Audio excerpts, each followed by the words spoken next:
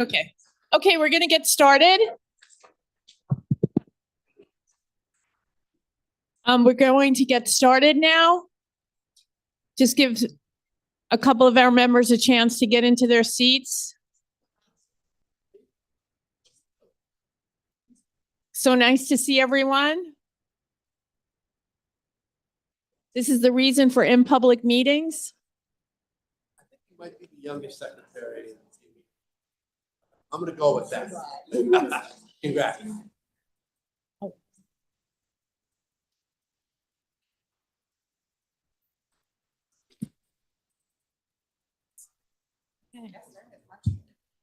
Okay. Thank you, everyone, for coming this evening. This is our first meeting of 2024, so I want to say Happy New Year to everyone and welcome you to MSK. And I want to say thank you very much to MSK for hosting us for the first time in 2024. We hope this is the first of many times. Thank you very much. At this point, I want to introduce the new president of MSK, Shelley Anderson. Thank you very much. And thank you. Thank you, Valerie. Is that working? Can you hear me? It's your mic. I can just talk really loud. So we're good, right? Okay. So hi, Shelley Anderson, new hospital president. I've been with the organization for a little over 3 months. I am honored to join Dr. Selwyn Vickers, our CEO of MSK, and the rest of the care team and the faculty, many of you who might be familiar with in our mission of ending cancer for life. So I want to welcome you here today, and you can, as you continue to use the Rockefeller Research Lab. And I also want to extend my gratitude for the Pavilion Task Force and that group that worked with us over the past year. Although I wasn't part of that process, I've heard wonderful things about being able to work together on this really important project for us. So welcome this evening. Have a wonderful meeting, and I'm glad you're making great use of a much warmer Rockefeller Lab than it was in November. Yes, many of us overdressed tonight.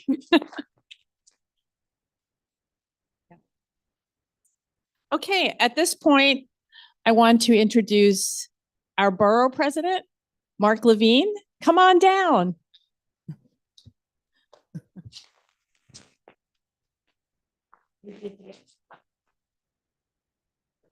Thank you. Hello, CB8. It's great to see all of you in person. Wow, big night tonight. So we have the swearing in of the executive committee. And I think I can say with authority, you are swearing in the youngest secretary of any community board in Manhattan. Addison, extra round of applause. He's rolling with his whole squad tonight. Madam Chair Mason, congratulations on your first meeting. This is great. Thank you. You're off to a wonderful start. I'm going to say a word about your predecessor. Be seen by Zoom. Okay. Where should I stand? Anywhere from like here over. Okay. All right. So, Zoomers, can you see me? Give us a sign if you can see me or hear me. Okay, we're good? All right. Hello, everyone on Zoom. Okay, I got the picture right here. Awesome. I'm going to have a few words to say about your outgoing chair in a minute. But since I'm here, a couple updates. Did you guys catch that applications to community boards are now open? How many of you are up to reapply this year? Okay. Please reapply and spread the word. You know, last year we had 1,000 applications throughout the borough of Manhattan. We're going to try and beat that record this year. You have until, who knows the date? Let's see if anyone on CB8 knows the date. February 23rd. Yes. Well played. Well played. There's another deadline pending because this is budget season.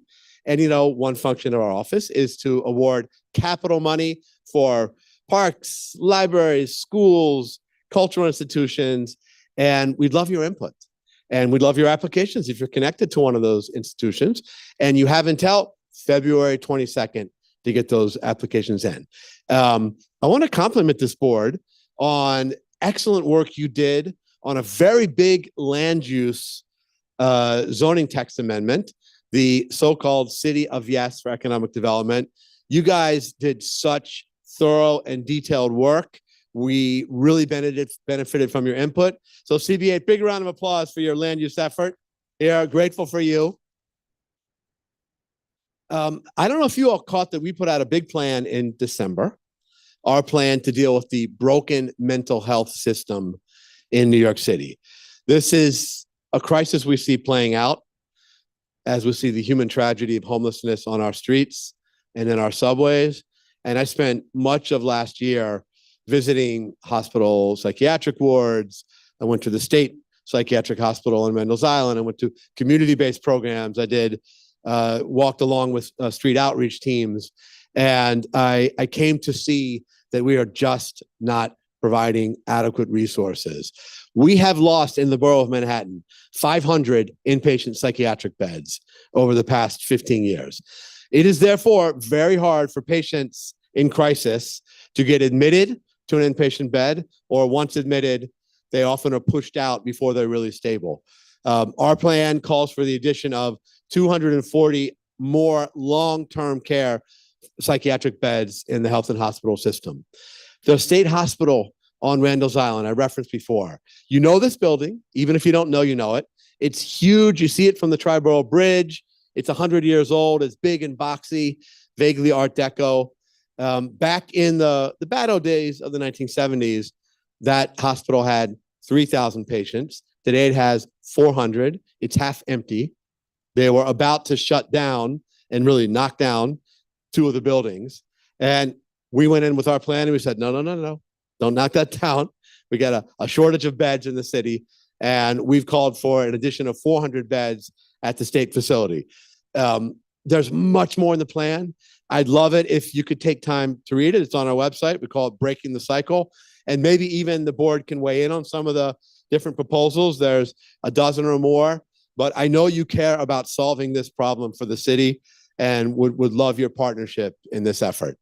And now, might I ask your former chair, Squire, to join us on the stage? Because I have a little something for you. How about a little applause as Russell makes his way up? All right, good. So, Russell Squire ended up leading this board at about the hardest time you could lead a community board in New York City. Did you start right after the pandemic or right before? Right after. When did you start? Yeah. The period in which you had to figure out how to run a community board, when for a while we couldn't meet in person. And then the open meetings law exemption expired and you had to pivot and run board meetings. Well, you did it hybrid. And I believe you were the first board in the borough, if not the city, to figure that out. And you helped teach other boards around the borough and the city how to manage in this difficult climate. So really appreciate your leadership on that. I appreciate a number of things you did on housing in the midst of our crisis. You know, we put out a big housing plan a year ago, and this board stepped in proactively and passed a resolution calling for a rezoning, I guess in the kind of East 94th Street area, is that roughly? In the manufacturing zone. You didn't have to do that. That wasn't mandated by the Euler process, but you showed what you care about as a board, and you helped. Ultimately, we did pass. We have now rezoned a parcel in that area. I think that was expedited by your leadership here. So, Russell, thank you for what you did as chair of this board. And as we like to do, I got a very big proclamation for you. Now, I heard you might be getting some from other electeds, but I have it on good authority that I have the biggest proclamations. So you're going to have to make extra room on the wall. I'm not going to read all the very flowery, beautiful language, but I am just going to read the final. Okay, we're going to read the final two sentences. And whereas Mr. Squire has not only served on Manhattan Community Board 8 as chair and co-chair, but has also served as chair of the Kohler Task Force, shout out Roosevelt Island, and president and district leader of the Lexington Democratic Club. Therefore, I, Mark Levine, do hereby commend Russell Squire and proclaim Wednesday, January 24th, Russell Squire Day in the borough of Manhattan. How about that, buddy? That's for you. Congratulations. Thank you so much, CB8. Sure. Yeah. Do we have a couple of questions for the borough president? It was a command performance. Oh, one question. Go ahead, Sherry.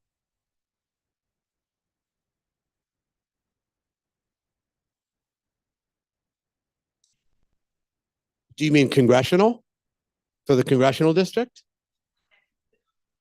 I really don't have inside information. I think that probably most of the changes are outside of the city.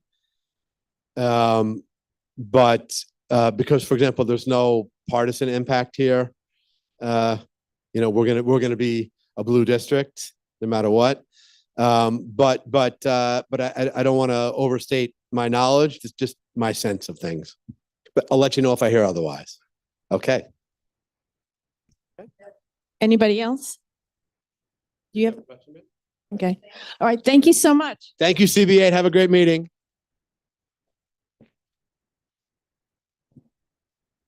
What happened to Will? And now we're up to installation? Yes, we are. Okay. So if we could call our favorite judge up to the stage left. I wasn't enacting, so I could be wrong. That side of the stage. We will also need any of our new secretaries, vice chairs, etc., to assemble. Places there. And you will be administered an oath of office from our favorite judge, Jim Kleins. It's great to be home. Thanks very much, everybody. We're first going to swear in our newly elected chair, Valerie Mason. So, Valerie, why don't you stand here in front of the flag? Okay. All right. And raise your right hand. That I got. I state your name. Valerie Mason, Do solemnly swear do solemnly swear that I will support the Constitution of the United States, that I will support the Constitution of the United States, the Constitution of the State of New York, the Constitution of the State of New York, the City Charter of the City of New York, the City Charter of the City of New York, and the bylaws of Manhattan Community Board 8, and the bylaws of Community Board 8, and that I will faithfully discharge and that I will faithfully discharge the duties as chair the duties as chair of Manhattan Community Board 8 of Manhattan Community Board 8 according to the best of my ability. according to the best of my ability. So help me God. So help me God. Thank you. Congratulations. All right, so now we'll swear in all the officers. So why don't we all approach? And tonight, and congratulations, we're swearing in the first vice chair, Rebecca Dangor. How are you? The second vice chair, Felice Farber. The secretary, Lindsay Cormack. Another secretary, Craig Lader, who is on camera. And then another secretary, Addison Lev. Okay, congratulations, everyone. So and then just state your name. I, Rebecca Dangor, And raise your right hand. I, Felice Barber, I, Addison Love, I, Lindsay Cormack.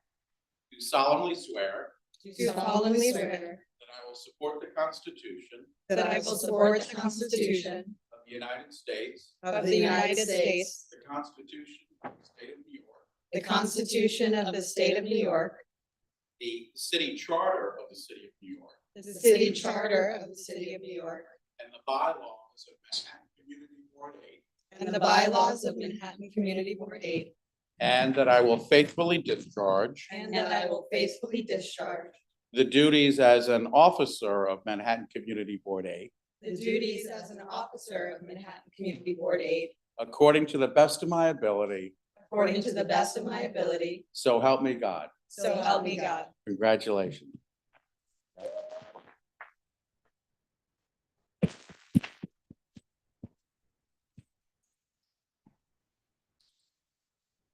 Congratulations.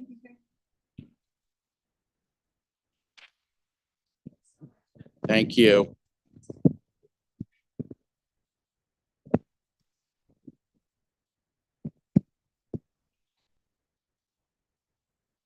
We.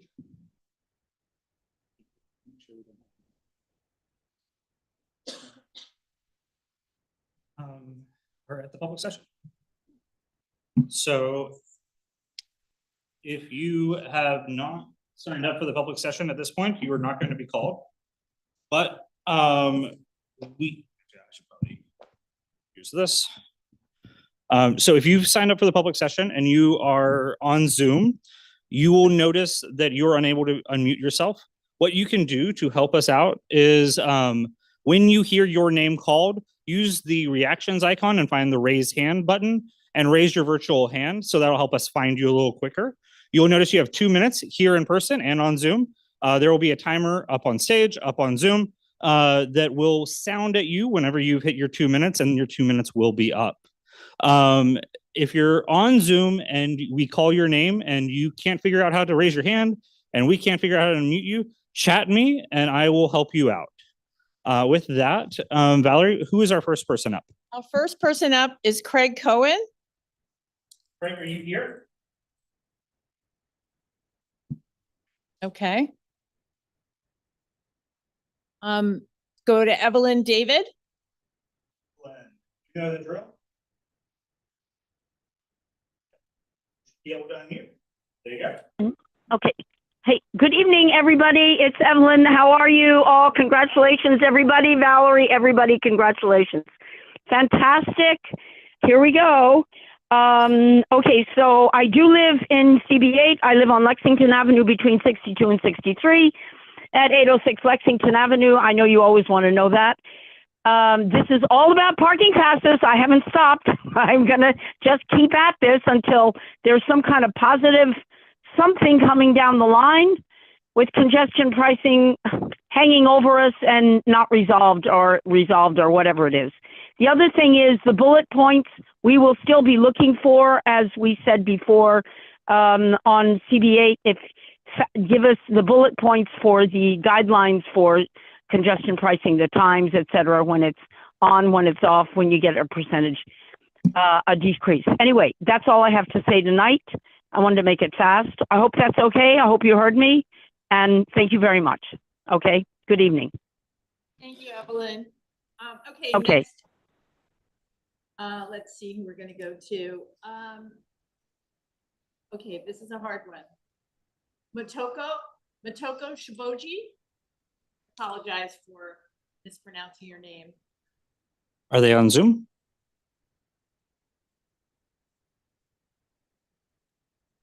Then we're going to go to Andrew Fine. I have a problem. Yeah, my screen is not wanting to work.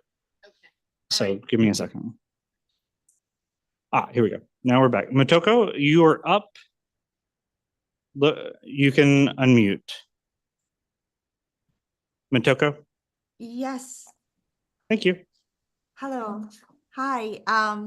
I'm Motoko Shoboji, and I came to speak about high school admission. Most people don't know this until it's too late, but did you know that according to New York City's official data, 1 in 7 eighth graders in our community, this school district 2, were denied by all of the 12 schools that they list for high school admission last year. Instead, Department of Education randomly assigned a school for them up to 90 minutes commute. Grade doesn't matter so much, but lottery number does. For some other school districts, the ratio of the unlucky student like that is only 1 in 30, while our community is 1 in 7. This is because in 2020 December, the previous mayor removed all the geographic priorities to the high school admission. However, all other boroughs brought their priority back, except for Manhattan. The families of our communities are so disproportionately negatively impacted by this current high school admission policy. Many members of our communities are denied access to the public high school in our community. Community Education Council 2 has passed many resolutions around this in the past 3 years, but nothing changed. Over 450 community members have written a letter to school chancellor just this weekend. And Borough President Levin, please let me know 2 of your appointees to the CECD2 voted against this resolution to bring back the Manhattan priority. I really would like to know why. And I want to ask everybody here to help us so that our children can go to a school within our community. Thank you very much. Bring that issue to our attention, and I invite you to look at our schedule and get in touch with our education committee for further action on that issue. I want to go next to, I believe I said Andrew Fine. Yeah, Andrew, you're up next.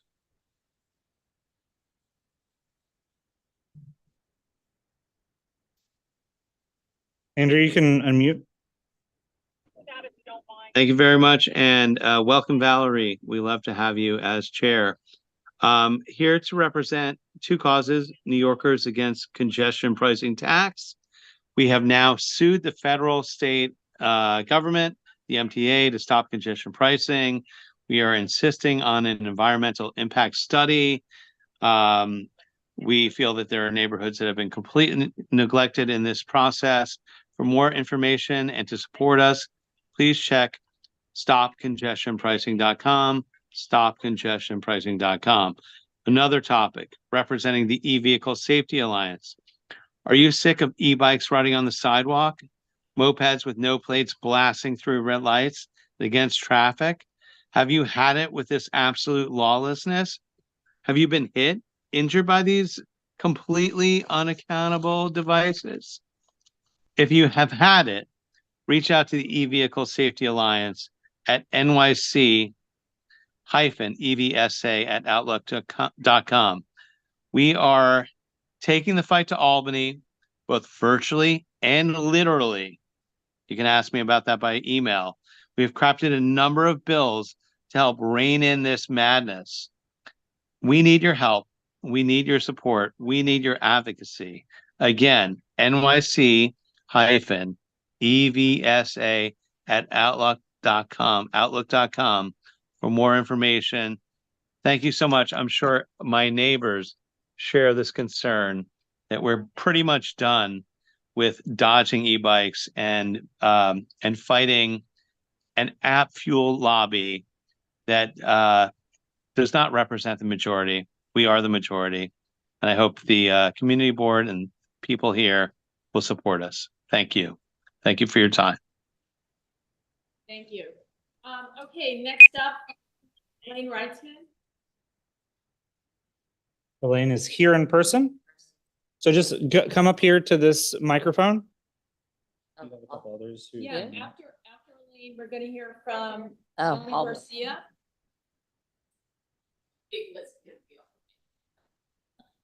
And just face this way because that's where the camera is. Ah, okay. Name and come up to the microphone behind. Okay. And then we're going to hear from Kimmy Galang Villegas. Okay. My name is Elaine Reitman. I live on East End Avenue in the Community Board 8 District. I just wanted to express my appreciation for all the time and effort CB8 gives to our community, and congratulations to Valerie Mason as the new chair. As a community member, I've attended a number of parks and waterfront meetings. A huge thanks to Judy Schneider and Felice Farber as chairs and all the other members for their advocacy and efficiency in representing the CB8 district. The information they provide and discuss is invaluable. It's very exciting that the funding from Council Member Menon is intended to renovate the entire multi-purpose play area in Carl Schurz Park, including the new temporary pickleball courts. I understand this will be a process and look forward to working together with the CB8 board as well as the Parks Department to help make this all happen. Thank you. Thank you very much.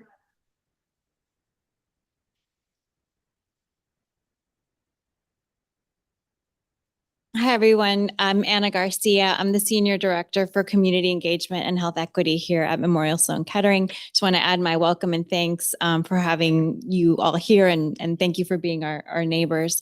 I wanted to take this opportunity to invite you to an event we're hosting next week, next Wednesday, January 31st at noon at our Zuckerman Research Center. That's at 417 East 68th Street. The event is part of the American Symphony Become a Lifesaver campaign and is an opportunity to learn about how to register to donate blood stem cells and bone marrow. If you've seen the recent documentary American Symphony, or perhaps might know from personal experience, for patients with leukemia and lymphoma, a bone marrow transplant may be the best or only hope for a cure. But unfortunately, 70% of people who need a transplant do not have a donor within their own families that is a full match. So to meet the growing need for donors, the American Symphony Become a Lifesaver campaign has been launched to encourage young people of all ethnicities to join the registry. When you drop by our event, we'll explain what it means to join the registry, help you understand what it takes to donate stem cells, and if you like, you can get your cheek swabbed and join the National Marrow Donor Program database. You're eligible to register if you're between the ages of 18 and 40 and able to meet the medical guidelines. Once again, the event is next week, January 31st from 12 to 1 at 417 East 68th Street. You can also text or call me about it at 332-895-0190. And I've also got flyers at the back. Thank you very much. If Ellen Sills Levy can come up, and then Stephanie Reckler. Is on Zoom. On Zoom, okay. And then we're going to go to Jonathan Bing and Leslie Samuels and Martin Kaplan. Good evening, everyone. My name is Kimmy Galang Villegas. I am a brand ambassador for the Small Business Support Program on behalf of SBS NYC, which assists small brick and mortar businesses in the area. Some of the services that they offer are legal assistance, consultation, representation for any pre-litigation matters, commercial lease review, assistance with identifying low interest loans and grant opportunities, as well as business structure assessment. So actually going in and reviewing your books to help maximize profit opportunities, and even assistance starting up another new small business. They have one of the top commercial law firms in NYC servicing this program, and many small businesses in the city are not doing well, which I'm sure you have seen that many are struggling. However, there are resources available to you because the city is putting more of an effort into investing into these small businesses. These services are funded by our taxpayer dollars, and the city is really pushing for these small businesses to stay open. So there is no better time like the present to get involved as a small business owner. And if you have your EIN available with you today, I can get you set up and registered. Thank you. Should I start? Yeah, go ahead. Okay, I'm Ellen Sills Levy. I live at 64 East 86th Street. I've been living on the Upper East Side since the 1970s.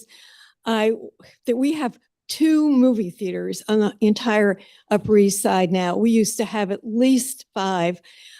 I wanted to go see Boys in the Boat and during the holidays, and I had tickets only to read the New York Post the next day saying rats in the movie theater, which are horrible photo. Then I didn't know what to do about my money. So I called the AMC and I got somebody on the phone who worked there and he said, we know, but there's nothing we can do and management won't really do what they have to do to clean this up. I then wrote to the head of marketing on LinkedIn. I haven't gotten an answer. I know we have a rat problem all over New York. It's horrible to think in the only movie theater showing first-run movies when the movie industry is trying to become alive again and profitable, that we have rats in our movie theater. So I'm here to report it and say, please help. This is a New York City problem and definitely a neighborhood problem. And I don't want to continue just watching Netflix at home alone. Thank you very much. Okay, Stephanie Reckler, and then, as I said, Jonathan Bing, and Leslie Samuels, and Martin Kaplan, and Catherine Way. Hello, I am Stephanie Reckler. I'm a member of the Committee to Protect Our Lenox Hill Neighborhood in our opposition against Northwell Health's building a skyscraper hospital on Lexington Avenue and 77th Street, a residential neighborhood. We believe in 60 to 90 days, Northwell Health will receive a notice of certification from the New York City Planning Commission for its redevelopment of the hospital. We agree that the hospital needs to be renovated. We don't think that better means bigger. CB8, so the certification will mean that the EULA process will begin and CB8 will be the first public meeting. If you need more information, our website is savelenoxhill.org. If you need to reach me, I'm reachable at sreckler@savelenoxhill.org. We appreciate CB8's having me here tonight, and we look forward to the first public meeting, which will be CB8. Thank you so much. Thank you, Stephanie. Good evening. Good evening. My name is Jonathan Bing. I'm a shareholder at Greenberg Traurig, and I represent the Frick Collection in its liquor license application. For those of you of more recent vintage, I formerly served in the Assembly, representing the Upper East Side and East Midtown prior to Dan Cord and Alex Boris, and it's been great to reconnect with many of you over the past few weeks. This process began about 7 weeks ago at the CB8 Street Life Committee meeting. Then went on with discussions with the East 70th Street neighbors, then another Street Life Committee meeting, then discussions with the East 71st Street neighbors, and about 6:09 p.m., sorry, Will, we reached a final agreement with the East 71st Street neighbors with regard to proposed stipulations, not just the ones that were passed by the Street Life Committee in a positive resolution a few weeks ago, but additional ones specific to East 71st Street. On behalf of the council for the East 71st Street neighbors, Goldman Harris, I can represent with their permission that their client agrees to the stipulations and does not oppose a positive resolution of the full board in support of the Frick's application. As previously stated, and I know Les is speaking next, and I really appreciate all the work that Les has put into this issue. The same agreement was reached with East 70th Street. They agree to the stipulations and don't oppose a positive resolution of this committee. From the 21 years I've been involved, both as an assembly member and as an advocate, I've never been involved in a more detailed liquor license stipulation process of which more work has been done than this. As the chair of the Street Life said a couple of weeks ago, this is the most extensive stipulation in the history of Community Board 8. And it should be. I represented this community. You deserve to know that the institutions in your district are going to be good neighbors, and I think this is going to go a long way to that. And it's really been a pleasure to work with the neighbors and with the representatives. And I do hope that the full board adopts the resolution passed by the Community Street Life Committee a couple of weeks ago, and the full board supports a resolution in favor of the Frick's liquor license application. And I appreciate you all being here tonight. Thank you very much. Leslie, if you don't mind raising your hand so I can find you.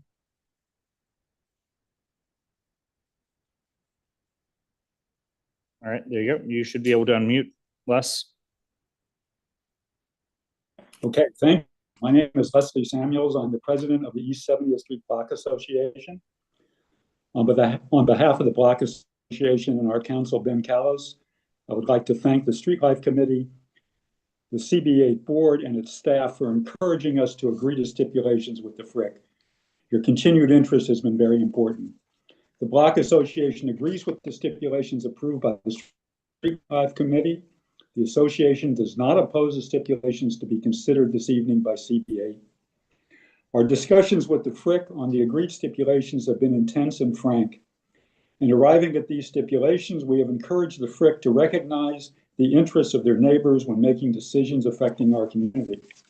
We sincerely hope that going forward, the Frick will show by its actions that it gives significant weight to the concerns of its neighbors.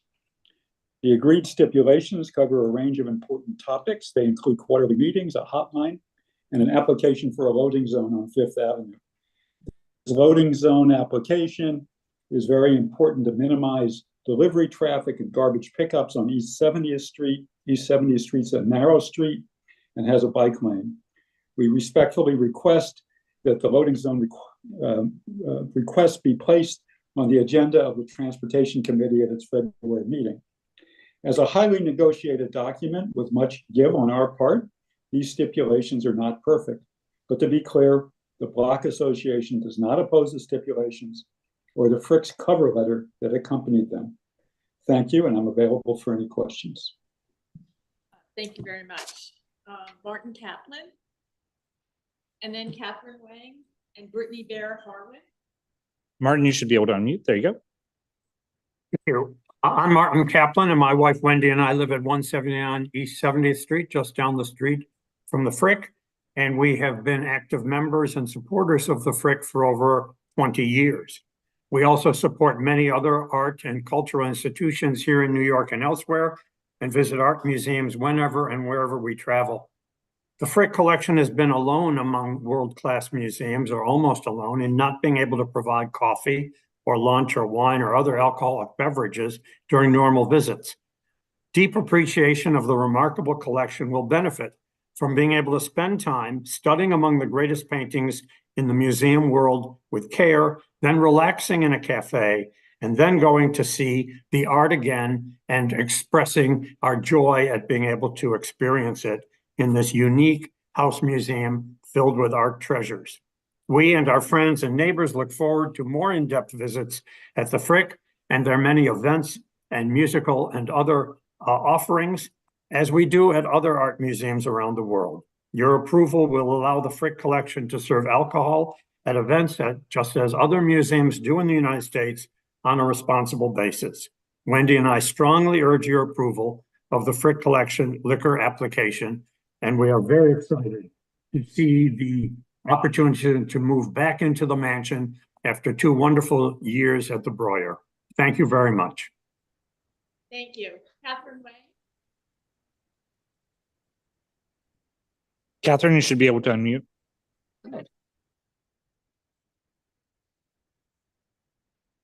Good Catherine? evening. Yes, can you hear me? Yeah, we can. Okay. Hi, good evening, Borough President Levine, Chair Mason, and other members of Community Board 8.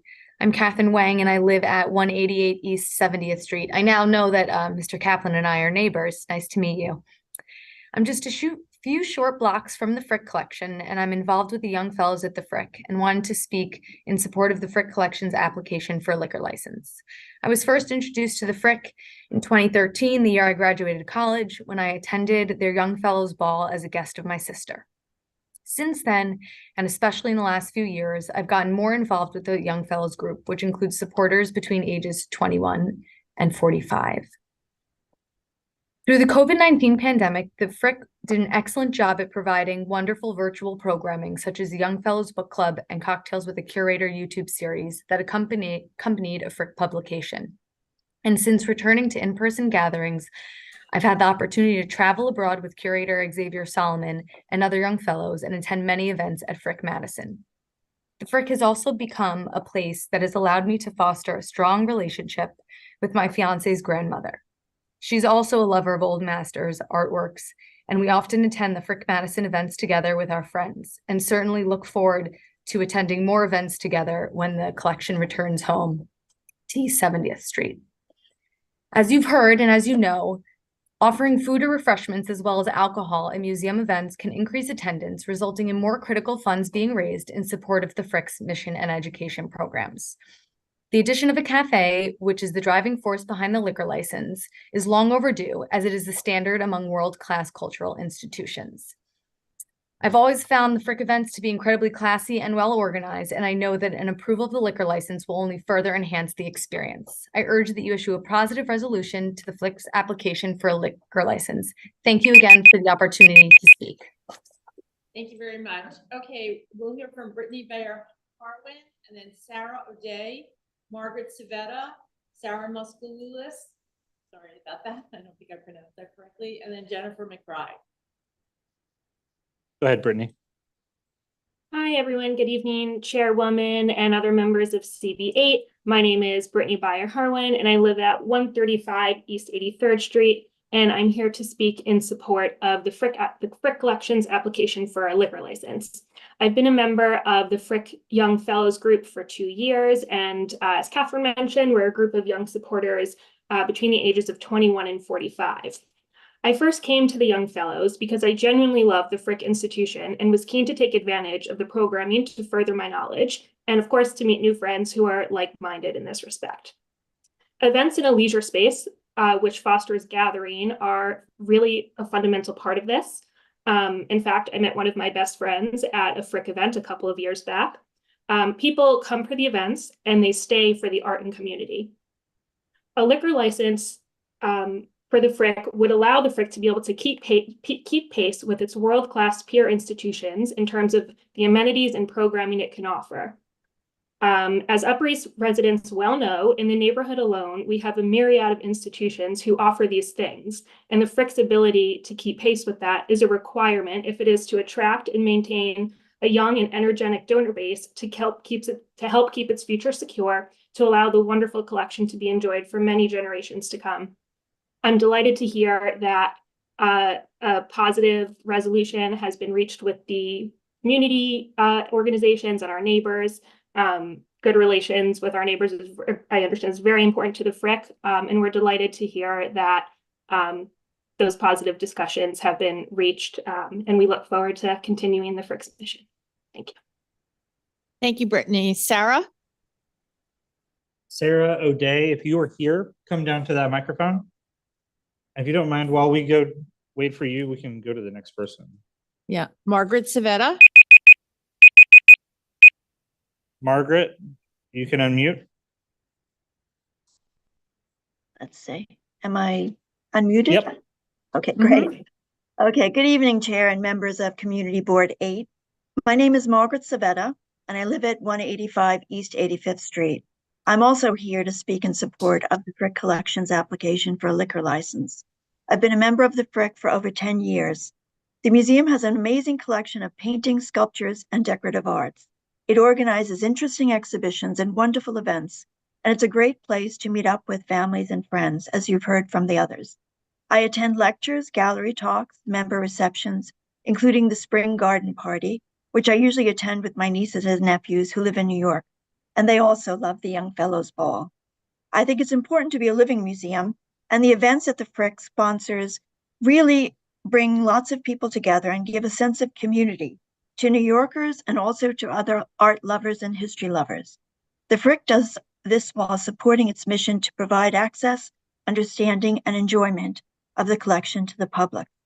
I'm delighted that the Frick is planning on having a cafe on its premises, which will serve alcohol like they do in other museums in New York and other major cities like London and Paris, and that the license will also allow the Frick to serve alcohol at events, as they've done in the past in specifically designated areas of the museum. Offering food and beverages attracts people and helps create a relaxed, hospitable ambiance that fosters interesting discussions. So I urge you to issue a positive resolution for the Frick's application for a liquor license. Thank you. Thank you. Sarah Masculis? Hello, I'm Sarah O'Day. I live on 65th Street between Park and Lex. And I've been a member of the Frick for several years. I can't remember how many. And I endorse their application for a liquor license. I think it's a good thing for the community, not a detraction to have a cafe. It'll only be during the day, and I think everybody in the neighborhood will enjoy it. High time. Thank you. Thank you. Then we'll go to Jennifer McBride, and we'll finish with Alita Camp. Sarah Masculis. So Didn't you just? that was Oh, Sarah sorry. today. Sorry. Sarah Masculis. Yep. Go ahead. Hi, good evening. I'm Sarah Musculus. I am the head of leadership gifts and planned giving at the Frick Collection. And this evening, I have the pleasure of reading a letter from one of our longtime members of over 20 years, in addition to being a 70th Street neighbor, Gerald Fessenden. Dear Chair and members of the Street Life Committee, I am writing in support of the Frick Collection's application for a liquor license. As a member of the museum, I can attest to the special place the Frick's internationally renowned art collection holds in our city's cultural landscape, as well as the unique experience it provides visitors in its historic Gilded Age buildings. On many occasions, I have enjoyed not only the Frick's wonderful works of art, but also its educational programs, along with the receptions, exhibition openings, and other opportunities it offers for its members, art lovers, and scholars to meet and enjoy refreshments and conversation. When the Frick's historic buildings reopen to the public next year, they will have much needed facilities such as a new education center, auditorium, and not to mention improved ADA accessibility and enhanced coat check and reception areas. I am especially excited that the Frick, like so many other museums of its caliber, will now have a cafe where patrons can enjoy a quick bite or a more substantial meal, perhaps with a glass of wine. This offering, now so common among museums, has become something I and others expect of their visitor experience, and the Frick is no exception to that. For these reasons, I respectfully ask you to support the Frick's application for a liquor license. Thank you. Sincerely, Gerald D. Fessenden. Thank you for your time. Thank you very much. Yeah. Jennifer McBride. Jennifer, if you're here, I do not see you in the Zoom room. So raise your virtual hand or chat me. If you want to call this person. Okay.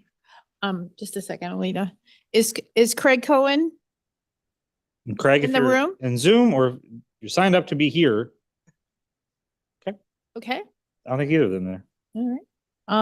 Alita? Thanks, Valerie. Sure. Hi, I'm Alita Camp. I'm Chair of the Arts Committee of CB8, and we're having a craft show on February 10th at Wagner Middle School. The entrance is on East 75th Street, where we go to vote. We have more than 85 crafters signed up, and it should be a lot of fun. It's between 11 and 4. So come on, come all, tell your friends, your family, your relatives, and your neighbors to come join. In addition to supporting artists, having a good time, and being able to find some good gifts for yourself or for others, the PTA will have snack tables, so you'll be able to support a PTA for a much beloved local school. So please, I hope to see you all there. Thank you again, February 10th from 11 to 4. Thank you very much. Thanks. Okay. That ends the public session unless Jennifer McBride, last call. Okay. Thank you very much. We heard from about 20 members of the public, and we would like to thank you for participating in tonight's meeting. At this point, we'd like to move to the adoption of the agenda. Second? All in favor? Adoption of the minutes? Anyone? Okay. Second? All in favor? Okay. Manhattan Borough President? Already done the report. Okay. Elected officials reports? So if you are an elected officials rep in the Zoom room, we ask you raise your hand now. And if you are an elected rep here in the room, line up at the microphone. Welcome. So you want to start there or start here?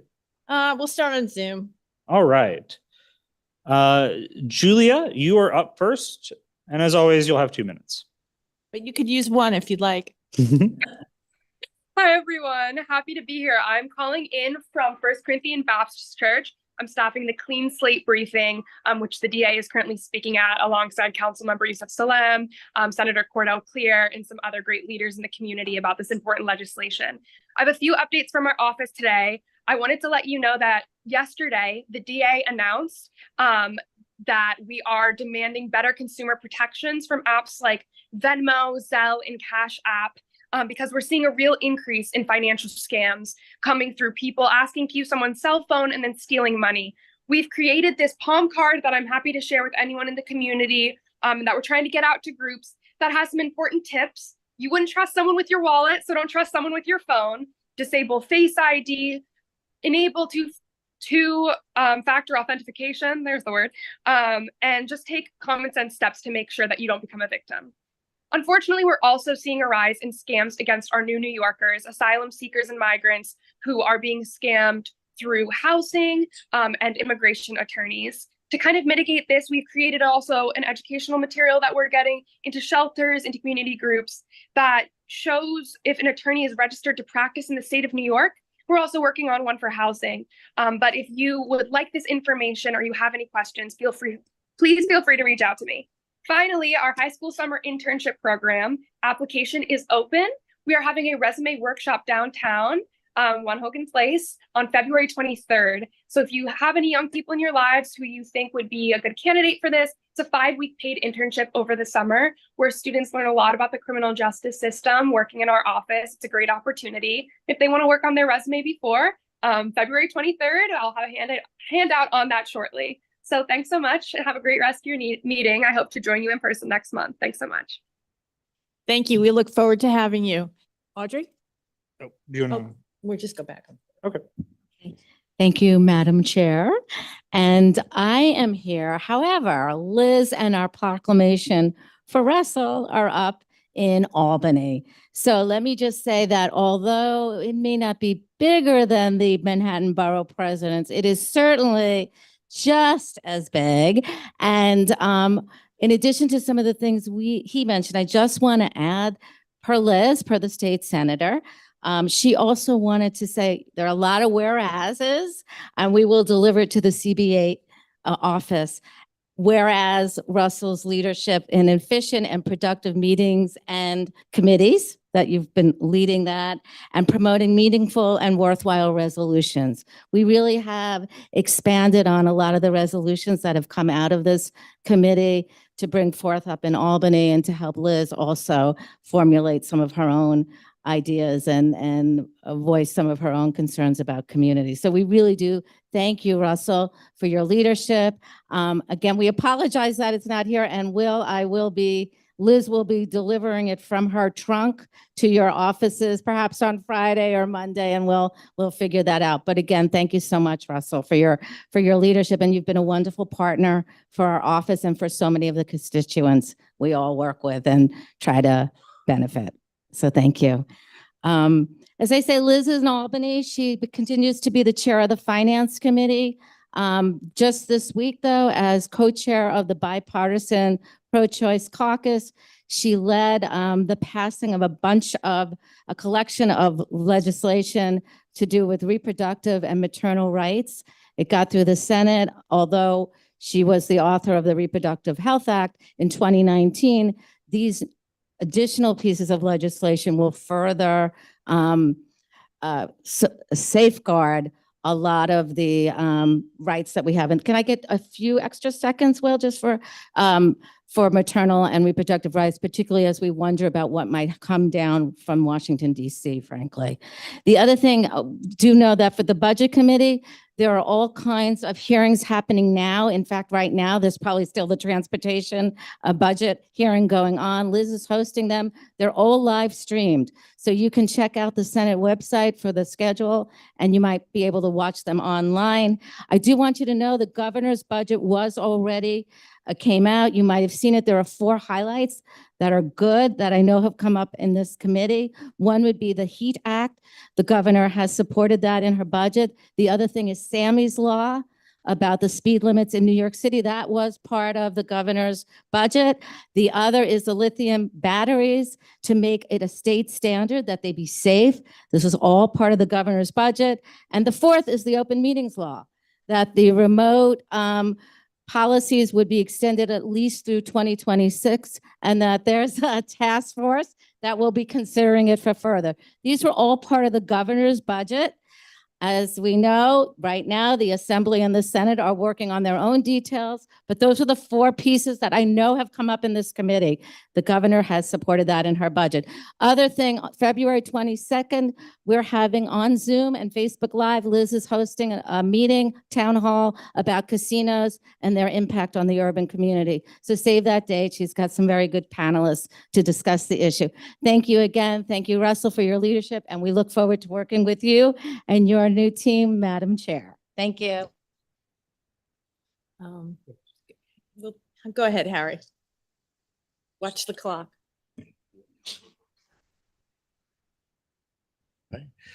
Hi, everyone. Thanks for having me tonight. Great to be here. First, Russell, Councilman Power's office and Julie's office will have something for you shortly for a great job well done. And super looking forward to working with Valerie and the new community board. To get right to it, we were very excited last week, Julie and I, to go on a raid with the sheriff's office to close down.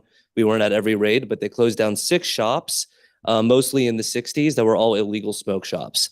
They're still coming out with the full report, but multiple arrests and tons, literal tons of illegal product, a lot marketed to children, were confiscated, and the council members dedicated to continuing this work, as well as legislation that she has to go along with the enforcement.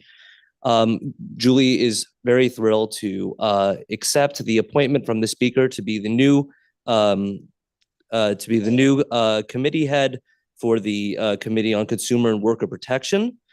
Julie was formerly the commissioner on the Department of Consumer and Worker Protection, and before that, practiced consumer protection law. So she's very excited to working to help out consumers, protect small businesses, and further opportunities for our city's workers.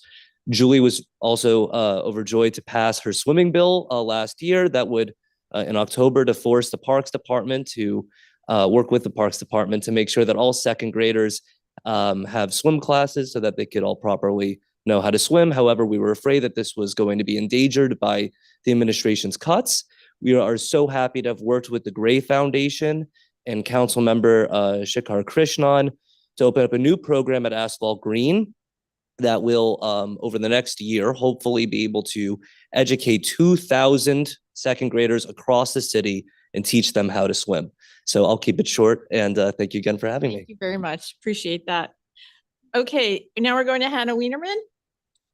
Hannah, you can go ahead and unmute and go ahead and get started. Hi, everyone. I'm Hannah Wienerman from Congressman Jerry Nather's office. So tax season is just around the corner, and our office will be sending out tax resources next month. We did receive a few questions about the employee retention tax credit that I wanted to flag. So there's been a moratorium that's been in place since September. That was just lifted this month. So the IRS is resuming processing these claims. So under current law, if you have a pending ERTC claim that's been filed, the IRS will be processing these claims through April 15th, 2025. But new claims will only be accepted through January 31st, 2024. So if you have any questions about that, feel free to contact our office. Earlier in the month, all 3 major insulin manufacturers offered a $35 month caps or savings program to only pay $35 for out-of-pocket costs for insulin. They're also also cutting prices for many of their insulin products by 70% or more. And this was only made possible with the Democrats acting to cap the price of insulin in the Inflation Reduction Act. Speaking of drug prices, Congressman Nadler and Congresswoman Katie Porter introduced the Independent Drug Value Assessment Act to ensure fair prices for prescription drugs by establishing an independent evidence-based process for evaluating drug benefits and pricing. This bill would work in conjunction with the recently passed Inflation Reduction Act to ensure lower drug prices and greater transparency for patients and consumers. After months of backlog, the Passport Services has announced a return to the following wait times for application processing. So routine service will now take about 6 to 8 weeks, and expedited service will take about 2 to 3 weeks. So I know that some people had issues renewing their passports recently, so now's a good time to do it. Very quickly, Russell, our office is happy to present you with a certificate of special congressional recognition, which is here. I will be delivering it into the CB8 office next week, but thank you so much for your service, and it's been a real pleasure working with you in the community. Thanks, everyone. Have a good night. Thank you, Hannah. Brian McNamara? Brian, you can unmute. Alrighty. Hi, folks. Thank you so much for having us.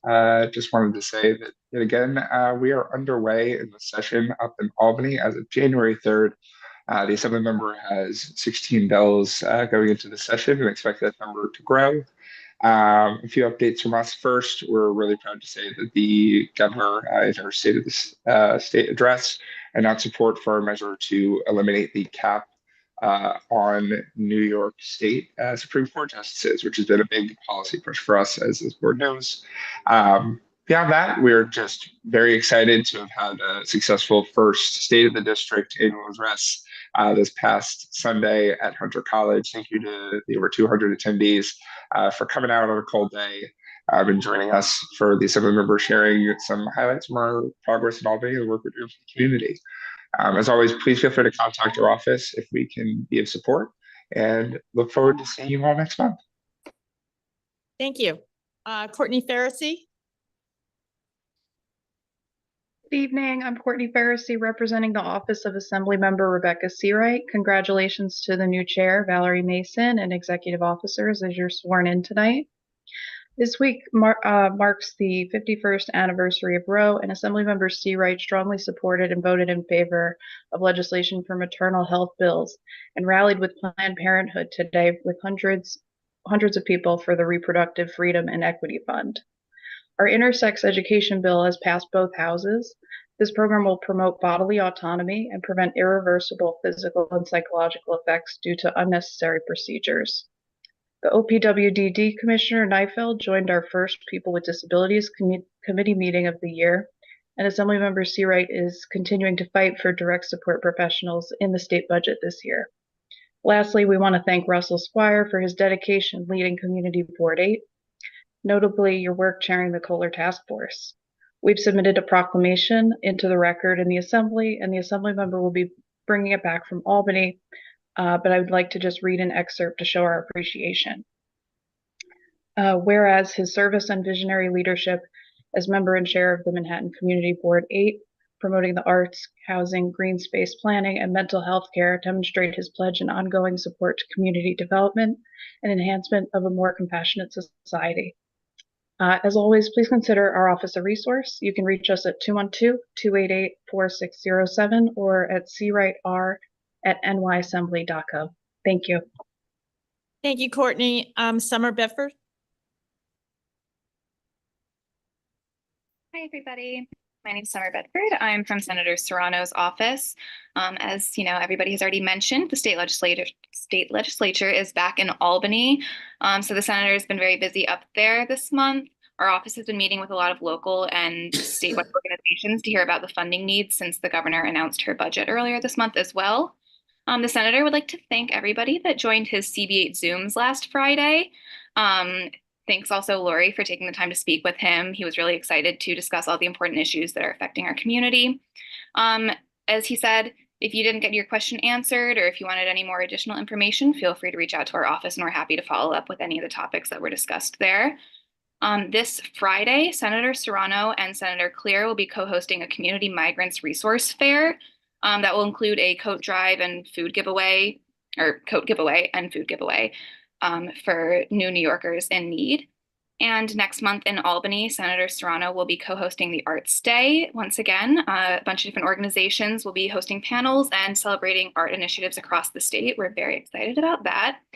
And also, thank you, Russell, for your service the past few years for CB8.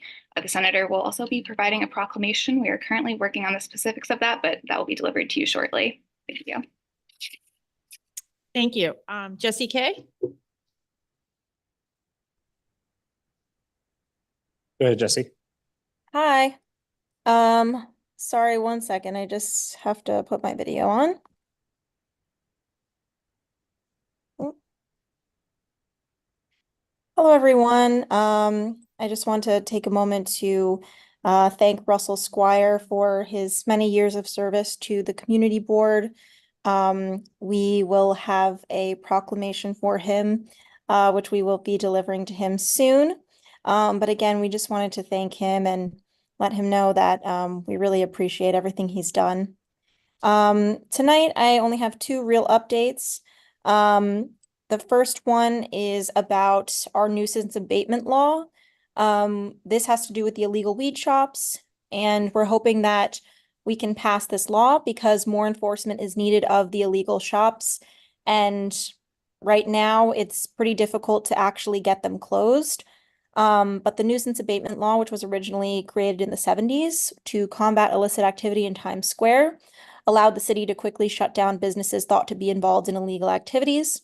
And so basically, by amending this law, we would explicitly categorize illegal cannabis shops as a public nuisance, which would give the city and law enforcement another tool to make it easier and quicker to shut down these shops. We also have our expense funding application open. I can drop the link to that in the chat, and I will send it to Will as well, so that folks know how to apply for capital funding through our office.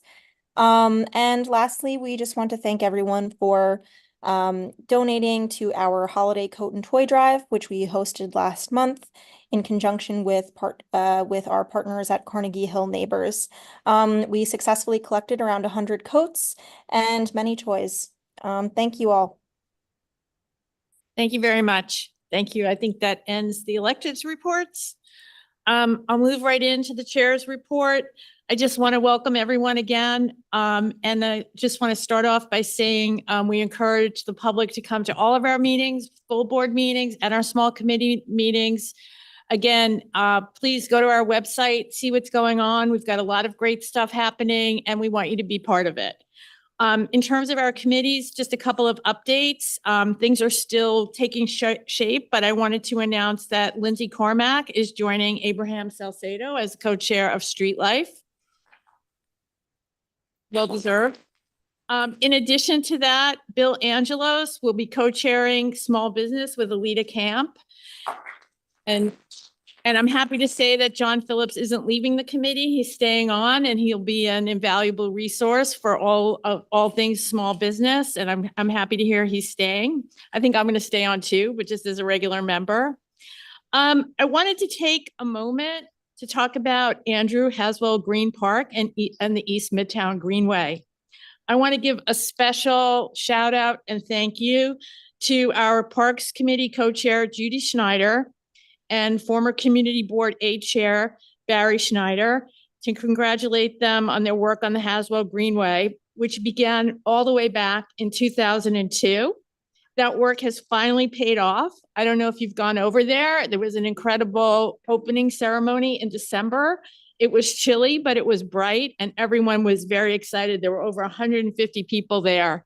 And it is a testament to what motivated community members and a community board can do. I know some people have wondered what the 197-A committee is all about. This is what it has been about. And unfortunately, Judy and Barry can't be here tonight, but they're on Zoom. But I think we should all give them a little round of applause for all of their hard work. A couple of things I just want to say. I attended my first borough board meeting for the first time in the history of the Manhattan Borough Board. There are nine chairs are women out of 12. It's a historic first. And of course, the first topics we had were the gambling text amendment and City of Yes. I mean, wow, boy, baptism of fire. I can tell you that every board in Manhattan was against the gambling text amendment. I don't really know what that means because, as you all well know, it's advisory, but every board was very adamant about it and that the process should really go through the ULURP. So stay tuned on that one. As far as the City of Yes goes, we will vote tonight on all of the proposals as one group that we've talked about over the December and January meetings. It was a very mixed bag. It's an ongoing process. And all I can tell you is wherever we end up, there will be a continuing dialogue with city planning and our electeds over where this is going to go. I think it would be in everyone's best interest to keep following this discussion, and we can still keep talking about it with the electeds because after actually today was a city planning public hearing, and now it will move to the city council. So it's very important that we keep talking to our electeds and where this is going to go. It is definitely not a done deal, and we can still be part of the conversation.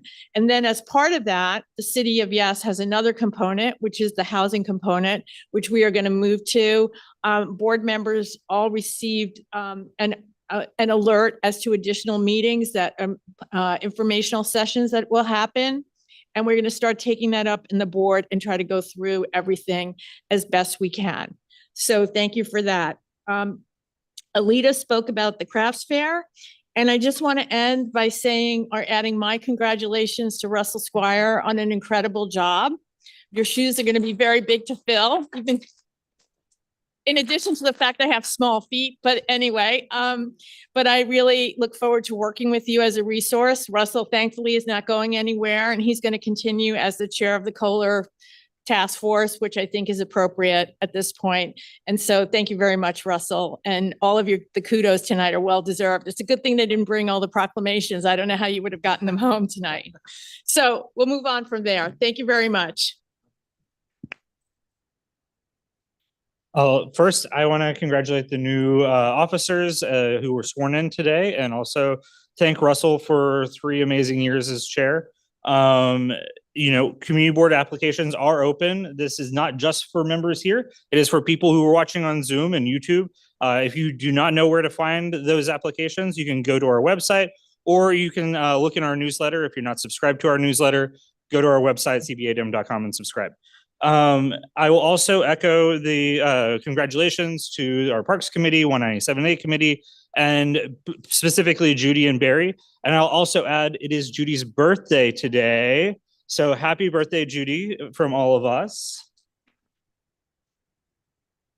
And I will also echo thanks to MSK for letting us be here in this great space. I will remind members of the board that you are expected to be in here in person unless the extremely circumstantial reasons that you cannot attend. If you do find yourself in a place where you need to participate on Zoom, I'll remind you that you need to send an email before the start of the meeting to Valerie and myself so that we know the reason that you're not going to be participating in person so that we can list that in the minutes. That is important. That is the state law. So if you do not do that, we don't know what to do with you, and don't make us chase you down. And then I'll remind that we are in person. It is hard for the people on Zoom to hear us. So if you are a board member, we do need you to sit close. We will have microphones that a couple of folks have. You'll have to speak into the microphone so that people can hear you, which is the reason why if you're planning to say anything at all tonight, you need to sit close so that we don't waste a lot of time passing the microphones. And then finally, we are going to have an executive committee meeting in the next month. If you are a co-chair of a committee, I've sent you guys a doodle. Please go in and list whatever times you're available. If you're not available for any times, don't list times, but it is just helpful for us to schedule. And then finally, if you are also a co-chair of a committee, we do need you to turn in your agendas and your minutes in a timely manner. We need your agendas in time for people to know what you're going to be talking about. And we need your minutes in time so that people can actually look at what they're going to be voting on in advance of tonight's meeting and future full board meetings. And with that, that's the end of my report. Okay, thank you. Okay, so we're going to go back on the clock.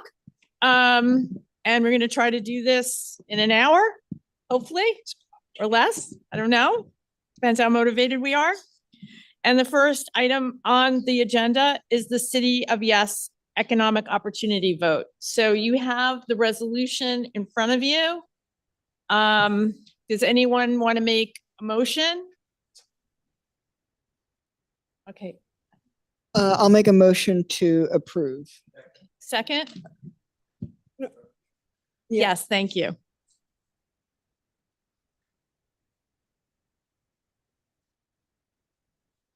Is that better? Can you guys hear me? Great. Okay.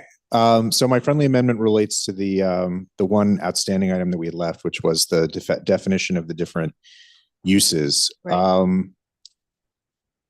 We may want to do other stuff in addition, but the one thing that I wanted to make sure we added was asking that the uses specified be amended to specifically include shelters and safe havens, that basically the DCP should actually put those terms into the zoning resolution among the different uses so that we clear up any ambiguity about where those are permitted instead of having to rely on these sorts of creative arguments about where they're supposed to fit in. So is that a conditional yes with that, or is that? It would still be a yes. I think it would just be an additional comment. Okay. I accept. I guess it's my amendment, right? I mean, it's my motion or?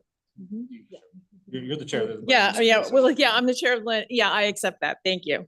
Okay. Anything else, Barbara? Well, wait, I have one more. Okay, one more. We also discussed for that same item, laboratories and a bunch of other. And I think we, having read George's follow-up memo, we should add that back in as well. What exactly do you want to add in? Let me see, I'm pulling it up. I mean, I think Russell phrased it at the last meeting, if you remember what you said exactly.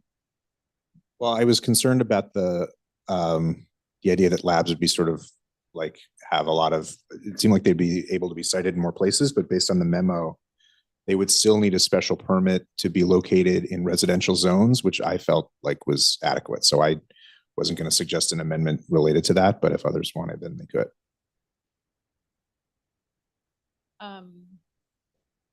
Rebecca, is that? I mean, I agree it's a special permit, but it's still, I think it might be worth, but I won't die over it. Still including it in some fashion. Okay. Should we put it in? What? Do you want to say that it? I mean, I'm not sure exactly what you want. It still requires a special permit. So where do you want to put it in terms of a classification? When I'm pulling it up again. I mean, we can skip it for the sake of time. Anything else, Billy? Yes, I want to propose a friendly amendment. I'm not reading it. Pardon? Sorry. Can you hear me? Go ahead, yeah. Yeah, I want to propose a friendly amendment, and I'm not asking that we change the no on reactivating storefronts, but I'd like some language in here asking the city to study how that has impacted those districts where it was legalized. I think we saw there were some districts where they had that in place and they were calling to expand it to other residential districts. So I'd like the city to study that, if we could put that in the resolution. Where it's already allowed. Where it's already allowed. What's the impact has been on vacancies, Okay. storefront vacancies? Thank you.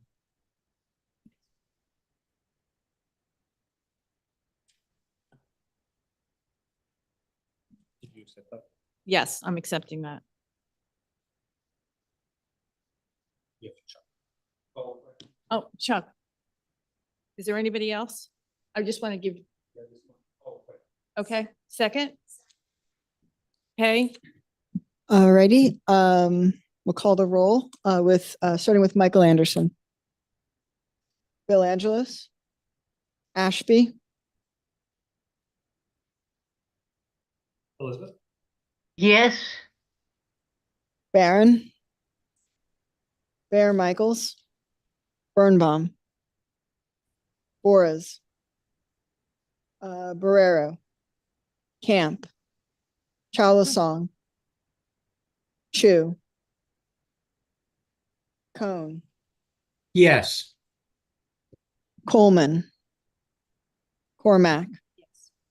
Dangor. Farber. Freeland. Hershenson. Halpern. Hussein. Johnson. Yes. Lamort. Right, Lev, abstain.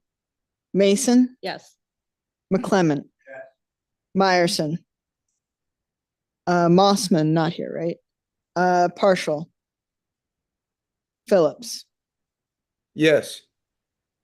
Pope Marshall. Popper. Yes. Price. Rose. Rudder. Salcedo. Sanchez. Yeah, he is, but his camera's off. So if your camera is off, we assume you're not here. Sassen. Schneider, not here. No, I'm here. Oh, sorry about that. No. Thank you. Happy birthday. Thank you. Seligson. Spagnoletti. Yes. Squire. Tamayo. Wald. Warren. Yes. Weiner. Alrighty, did I miss anyone? All right, so the resolution passes 38 yes, 3 no's, and 1 abstention. I just want to thank everyone for the attention that they paid over the last couple of months to this, and also to tell you that all of our comments at Borough Board were very welcome and eye-opening to a lot of the different boards. And we helped influence a lot of the comments there. So I just want to congratulate all of you again for your thoughtful review of all of this. Thank you very much. Okay, committee reports, street life.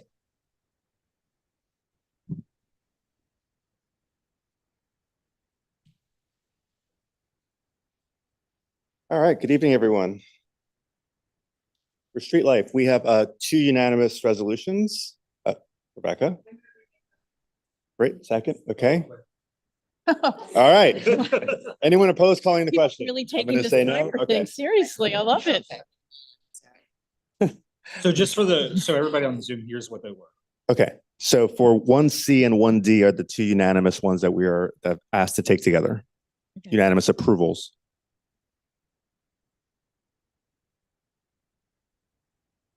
One C and 1D. Actually, yeah, no.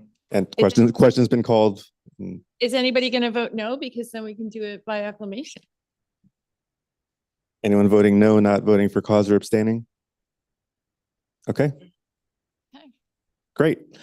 Okay, the next item is the next bucket are the non-unanimous approvals. The first one is 1A. This was the Frick Collection liquor license application.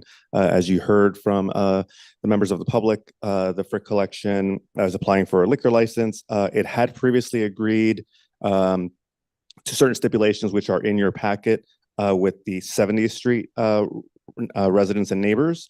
At our Street Life Committee meeting, there was members from the 71st Street residents that felt that they had not an opportunity to include their own stipulations. At our suggestion, the Frick and the residents of 71st came together before this meeting to agree to certain stipulations as well, which will be included in this resolution, which was a resolution to approve. And it's so based on the conversations, all parties from 71st, 70th, and the Frick are comfortable with the stipulations. Russell?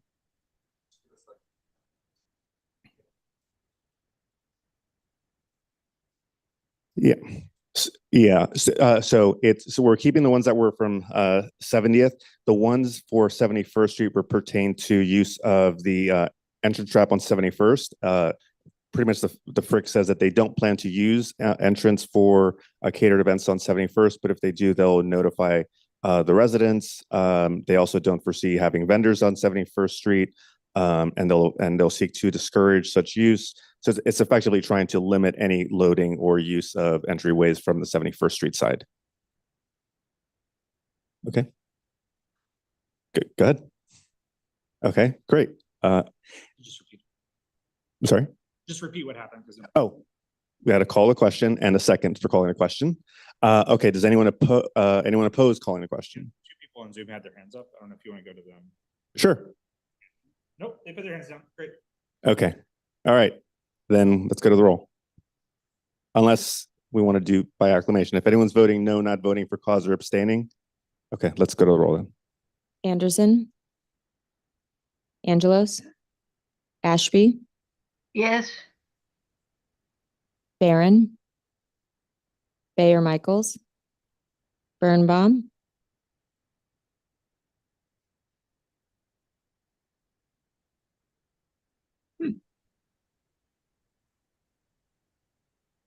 Flores, Guerrero, Camp, Cholasong, Chu, Cone, Yes. Coleman, Cormac, yes, Dangor, Barber, Freeland, Hershenson, Halpern, Hussein, Johnson, Yes. Lamort is not, okay. Lev, Mason, Yes. McClement, Meyerson, Parshall, Phillips, Sorry. Yes. Pope Marshall, You need to say what it is. You need to say what it is. Can we repeat that into the? a Frick family member is on her board. Popper, Yes. Price, Rose, Rudder, Salcedo, Yes. Sanchez, not, okay. Give me 1 second to see if he. Yeah, He's not, he's he's missing. not, his camera's not. You have to have your camera on to vote, so. Sesson, Schneider, Yes. Seligson, Spagnoletti, Yes. Squire, Tamayo, Wald, Warren, Weiner, and back to Camp, or Birnbaum. Yeah, yes. Okay. With 39 yeses, 2 nos, 1 not voting for a cause, it passes. Great. I do want to take a moment just to commend the Frick and the for coming together with and the residents from 70th and 71st for spending the time to come together on several occasions to make this work. I think this was a great resolution and work of community partnership. Okay, next I have item 1B. This was a 12-1 approval for Akimori, which is a wine, beer, and cider application. Rebecca. Second. Okay. Any opposed? Okay. Is anyone voting no, not voting for cause or abstaining? Okay, looks like none. Then 1B will be a unanimous yes. Okay, last but not least was our one cannabis license application. This is for item 2A. This was a approval recommendation on a 7-4 basis. Rebecca? I did have one question. Could just one person, maybe Valerie, since you voted against the resolution, just say what came up with this particular shop? Oh, I'm voting against all of them. Yeah, that's So it wasn't like some of the other ones? no. So the applicant met all of the requirements. There was no specific thing that comes to mind for the no's. Barbara? Okay. Call a question second. Does anyone oppose calling a question? Okay, in that case, I'd say we go the roll because it won't. So this is Street Life item 2A. Anderson? Angelos? Yes. Ashby? Yes. Barron? Bear Michaels? Birnbaum? Boras? Borrero? Camp? Chalasong? Chu? Cone? Yes. Coleman? Cormac. Dangor. Farber. Freeland. Hershenson. Halpern. Hussein. Johnson. Yes. Lev, yes. Mason. No. McClement. Meyerson. Partial. Phillips. Yes. Pope Marshall. Popper. No. Price. Rose. Rudder. Salcedo. Yes. And she's not here. Sassen. Schneider. Yes. Seligson. Spagnoletti. Yes. Squire. Tamayo. Wald. Warren. Weiner. Alrighty, the resolution passes 29 yes and 13 no. Okay, before I go, happy birthday, Judy. And I also wanted to say I'm very excited and to welcome my new co-chair of Street Life, Lindsay. Look forward to working with you. Okay, transportation. 1 second, Chuck, just 1 second. Oh yeah, we did the vote total, which was 29 yes, 13 no. Thank you. Sorry, Chuck. Okay, we have two resolutions on revocable consents. The first was a revocable consent to construct, maintain, and use a walled-in area, including planters at 1083 Fifth Avenue between 89th and 90th Streets. And this was a situation where there were a lot of objections to this, particularly the walled-in area. And there were discussions that Carnegie Hill neighbors had with the applicant, but they really couldn't come up with a solution.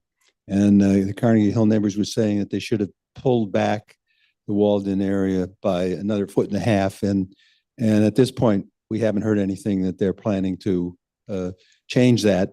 And so this was a disapproval, and it was basically 9 for disapproval, 1 against, and 1 abstention. Discussion? Okay, second. Any objection to calling a question? Okay, can we call the roll? On the disapproval, correct. Okay. Anderson. Angelos. Ashby. Yes. Barron. Bayer Michaels. Birnbaum. Flores. Ferrero. Camp. Cholasong. Shu. Cone. Yes. Coleman. Cormac, yes. Tangor. Barber. Freeland. Hershenson. Halpern. Hussein. Johnson. Yeah. Yeah. Yes. Later. Oh, Yes. he's not. On South Players Club Drive. Lev.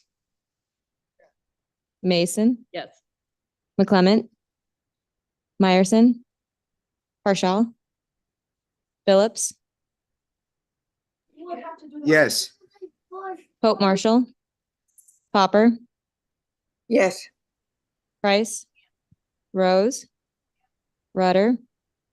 Salcedo. Sanchez. Still not. Sassen. Schneider. No. Seligson. Spagnoletti.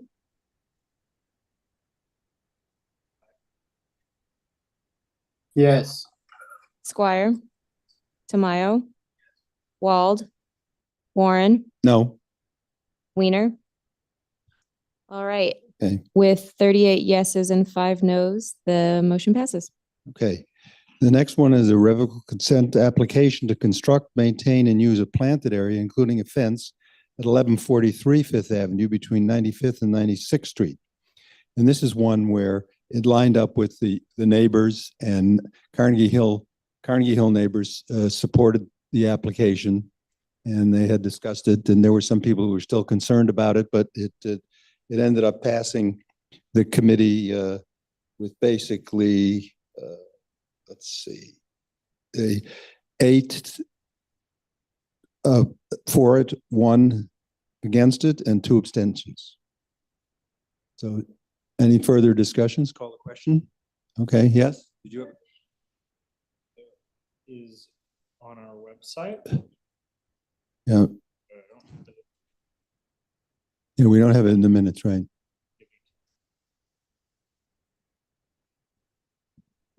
Jane.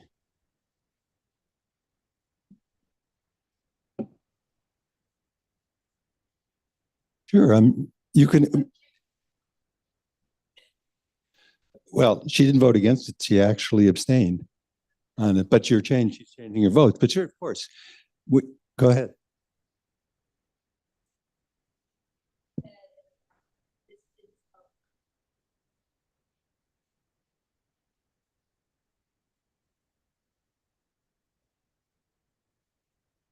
Right.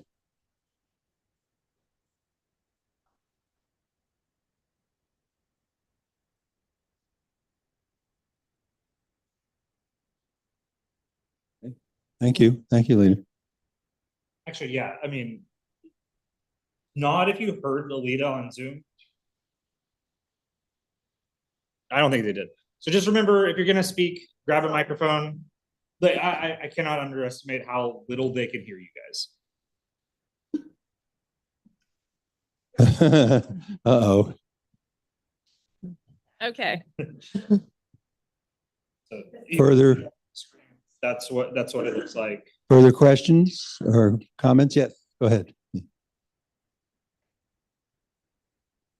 Not yet. So 2 questions. The first is, Questions.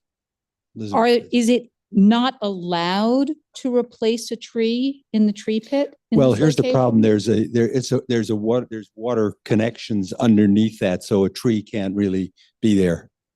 Right. That's the issue on the tree, as Alita was explaining.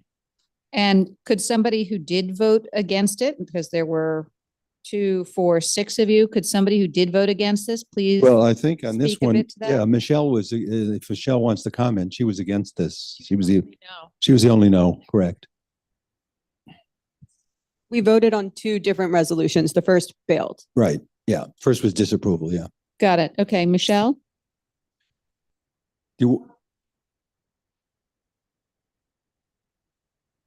Okay, because it's just, it's general objection because it's past the building line. Right, okay. Call the question second. Any objections? Okay, can we call the question on item 2? That's All righty. Anderson? Angelos?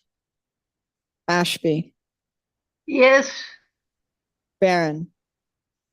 Bear Michaels? Birnbaum? Boras? Borrero? Camp? Alita, your vote? Great, thank you. Chalasong? Chu? Cone? No. Coleman? Cormac? Yes. Dangor? Farber? Freeland? Yes. Hershenson? Halpern? Hussein? Johnson? Yes. Later?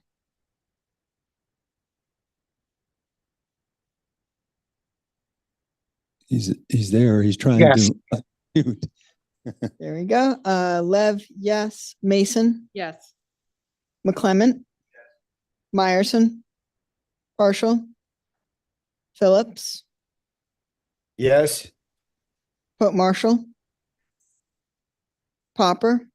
Yes. Price? Rose? Rudder? Salcedo? Sasson? Schneider? Yes. Seligson? Spagnoletti?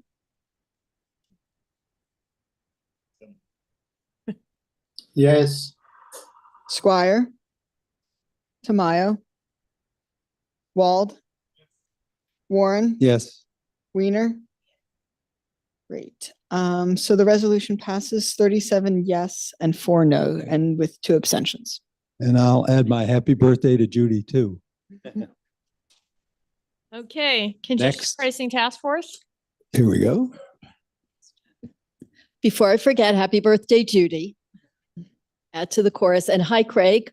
Glad you're here. So we had for the congestion pricing, we had a unanimous resolution asking for the MTA to post information on a specially designed, easy to use and user-friendly portal asking for specific information, a dashboard that includes the following, specifically revenue generated, construction implementation and operating cost, traffic, information relating to traffic and types of vehicles coming in at every point where there's a gantry, and including overnight cars, including passenger cars, taxis, and the various types of trucks and FHVs. Marka?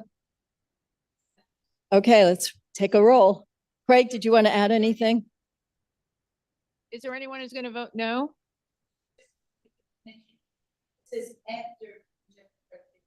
Yes, if it's implemented in order to provide the information, and I should have said on a monthly or quarterly basis, depending on when the data is available. Is there anyone going to vote no? So can we do that? Yeah. Okay, so You do have to say your cause. yeah, you do. Well, she did say. Yeah, okay. She has a client involved. Okay, so by acclamation? Okay, thank you. Okay, thank you. Thank you, everyone. Happy birthday, Judy. We really did this on purpose. Okay, now we have Health, Seniors, and Social Services Committee. Oh, I'm sorry. I apologize. Landmarks Committee. In the room.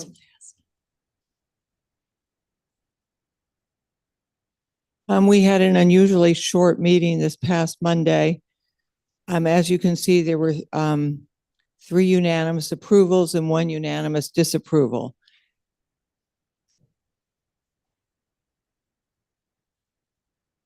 No, you have to take the disapproval separately. Second? Okay. Adam's the second. I guess you could ask if it's unanimous. Is it unanimous?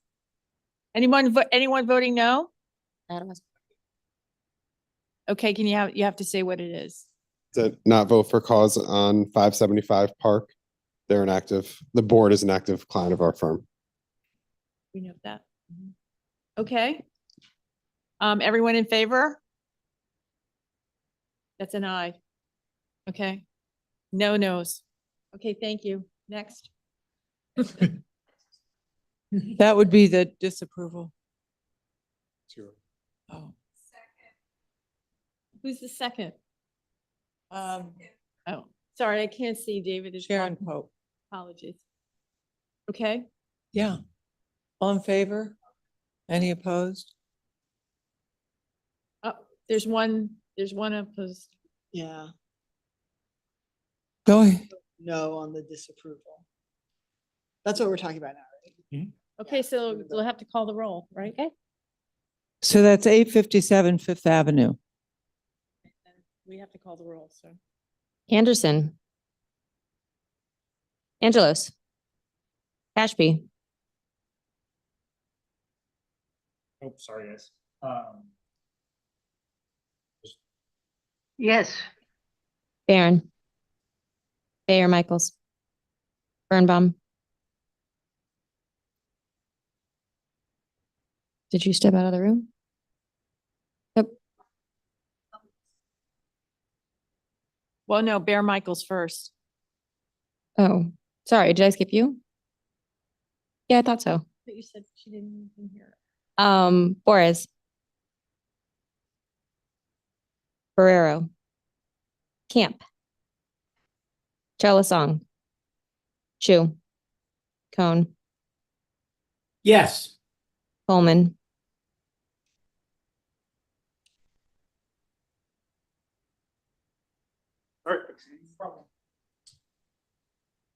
Cormac, yes. Dangor. Barber. Freeland. Landmarks, item 4. It's item 3. Or item. Yes. Okay. Hershenson.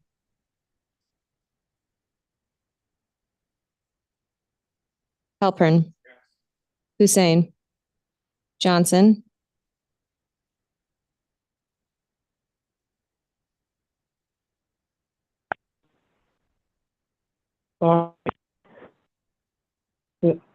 Hello? Yep. Go ahead, Wilma. Oh, yes. Thank you. Can Later. you hear me? Yep. Okay, thank you. Yes. Lev. Mason. Yes. McClement. Meyerson. Harshal. Phillips. Yes. Pope Marshall. Hopper. Yes. Price. Rose. Rudder. Salcedo. Sanchez still. Sassen. Schneider. Yes. Seligson. Spagnoletti. Yes. Squire. Tamayo. Wald. Warren. Weiner. And back to Boris. And is Coleman back? Okay, and Billy? Okay, there's 40 yeses, 1 no, and 2 abstentions.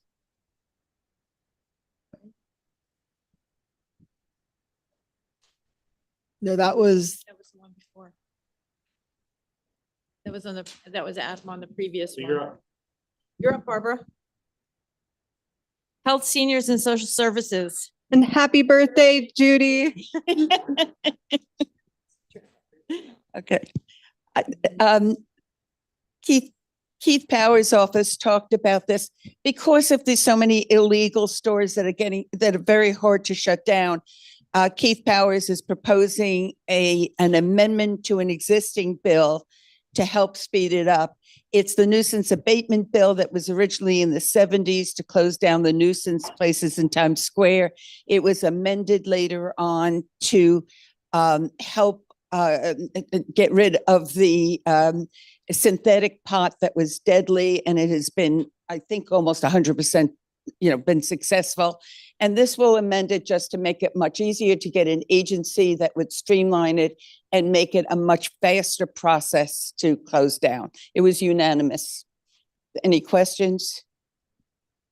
second. Is anyone going to vote no? Okay, we'll take this one by acclamation then. Everybody voting yes? Aye. Aye. Anybody no? Okay, super. And thank you, Wilma, for being part of it also. Okay, thanks. Should I stay? You're I think- welcome. I And have that, to say- yes, the Street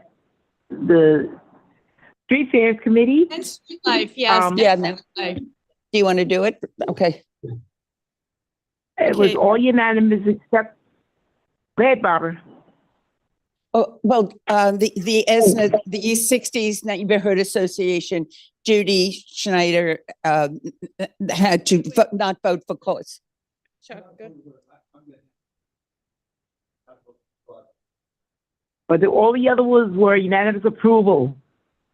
Yes, except for Judy, and then there's one which one Right. can't. The Lenox Hill, That's that's the only right, one. they can't. Okay. Can we just mark them? I don't know how to do it. Should we take a roll call on all the others? Sure. Yep, okay. Louder. Wait, you know what? No one's gonna hear you. Yeah, no. Hold on a second. I got it.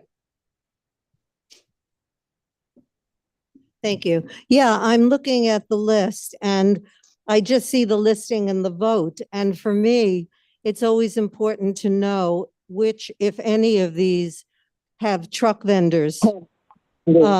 So are you able, they're all unanimous from the committee's point of view, but do you have any information for me as which has truck vendors and which don't? I could go through each one. Obviously, the big ones on Third, Second, First Avenues, those major ones, you know, they have truck. Of course, we see that every single year. To go through, I mean, these have been, yeah, I'm sorry, Wilma, yeah. Let me say something. Sure. The most of the vendors that were approved has been there for many years and have never had a problem. And we have, over the years, talked about vendors and people catering to the stores that are in the area. And there was seem to be no problem as far as vendors go, other than the vendors that have the big street fairs. I think there's 3 of them. And they all have vendors. Yeah. But not the I'm smaller talking about places. Trucks, not vendor, trucks. All right, I don't know how you want to parse this out, but for example, I will vote against the Green Market on 82nd Street. Okay. Because they closed that street. I understand what the fares are that are on the avenues. That's okay. But we had last time that came to street fairs, there was one particular applicant who had no neighborhood input in terms of retail or restaurant space, but had just 5 food trucks. So I was opposed to that. Which So one? Should we do You're each not one on the- individually then? Yeah, let's just do it that way, Barbara. So it's just hard, that may not be up again, but it's just hard for me to vote on it with just a statement, of who they are, and then there's no other information. So can we just get a list of the ones that we can't take, like, we can't do by acclamation? So Chuck, what's the number of the one that number 6? Which one was the one that 14 was The Judy's? East 60s Neighborhood Association. Great. Judy had to. And then which ones are you voting no on? The number 8. Uh-huh.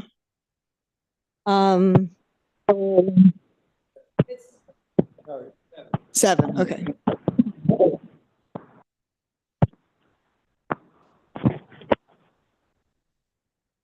I don't have enough information to vote on the others, so. You know, this is how we do it every single time. It's So- just- And I'm every just year it saying. has been never a problem. You So know I'm just something? telling you I'm I would like voting- to make a suggestion to you, Michelle. I think it's very important for you to be at the vendor, at the CPM meeting so that you can ask your questions there.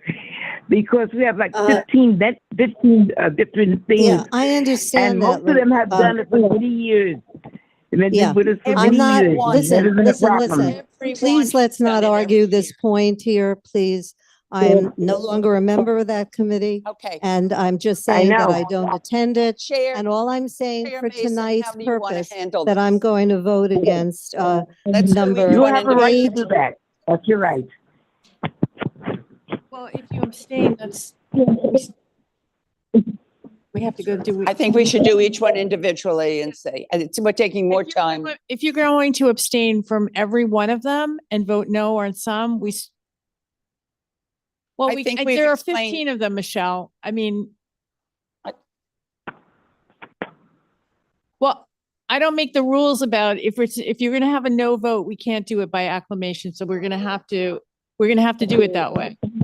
So. On which ones though? Which ones? Let's do And all of them. them? And we're taking more time 15. Both of them figuring this attended out. 15 times.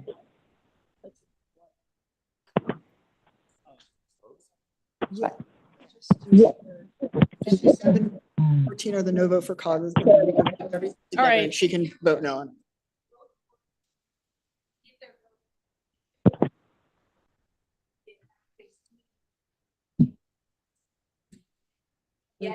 What do you think, parliamentarian? Yeah. I think we can. Okay.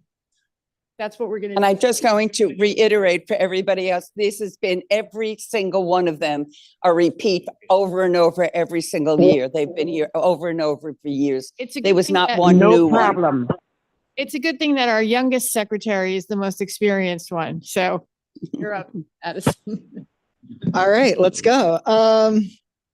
Anderson.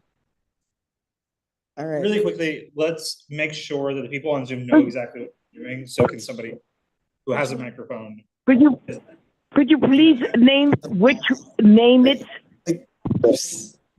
Name each one, please. Just make columns for all of them.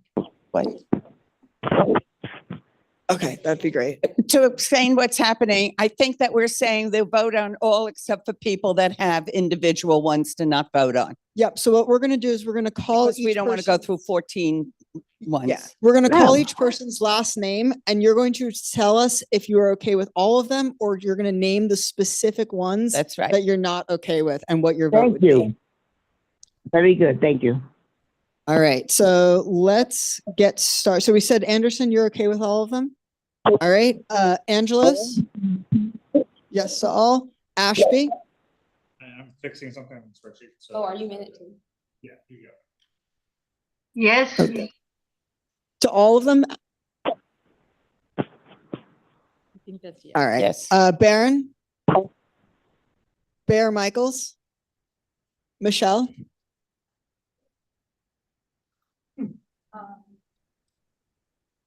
Pass. And come back to her. No. All right. Okay.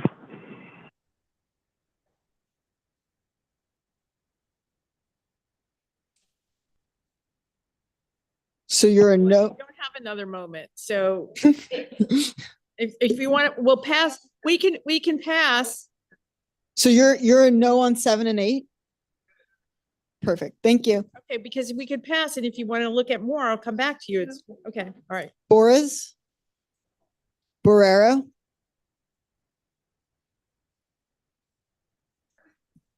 Okay. Camp?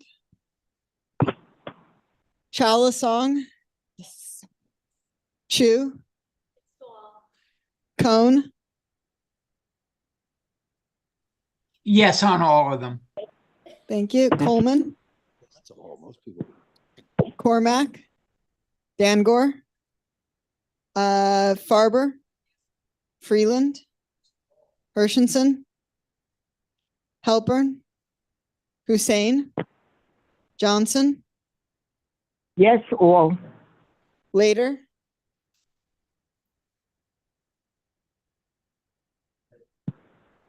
Yes, on all.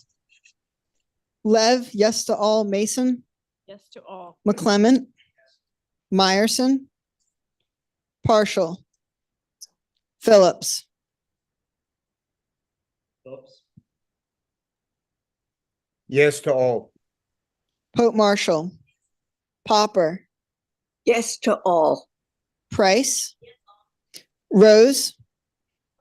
Rudder? Yes to all. Salcedo? Sanchez? Oh, not here. You know, is- Oh, he is. Okay, great. Well, just unmute. Yes. Glad you figured it out. Sassen? Schneider? Yes to all except for the East 60s Neighborhood Association because I'm the president. Thank you. Seligson? Spagnoletti? 15,000. All right. All right. He said abstain 000. All right. Oh, 15. Oh, I'm sorry. Yes on all. Got Yes it. All to right. all. Thank you. Squire? Tamayo? Not 7 and 8. Thank you. Wald? Warren? Yes on everything except item 7, Lennox Hill, because I'm on the board, not voting for cause. Thank you. And Wiener. All righty. They all passed. We can get the vote counts if you want, but I think we'll spare that. Okay. Roosevelt Island Committee. We have our public member presenting with Judith Birdie. Judy, should I, Have you up there by yourself. So just- well, where is Sharon? Remember, you're facing that way because that's where the camera is. Welcome. Thank you. Which way? Back there? They want to see our faces. Happy birthday for the last time tonight, Judy. And Russell, congratulations. The most certificates ever received in one night. Okay, this is a resolution. Cornell Tech is seeking approval of 4 brand aligned elements to be installed on the campus exterior entrance to the university's presence and identity. This was passed unanimously. Call it a question? Second. Okay. Oh, Someone have a comment? go ahead.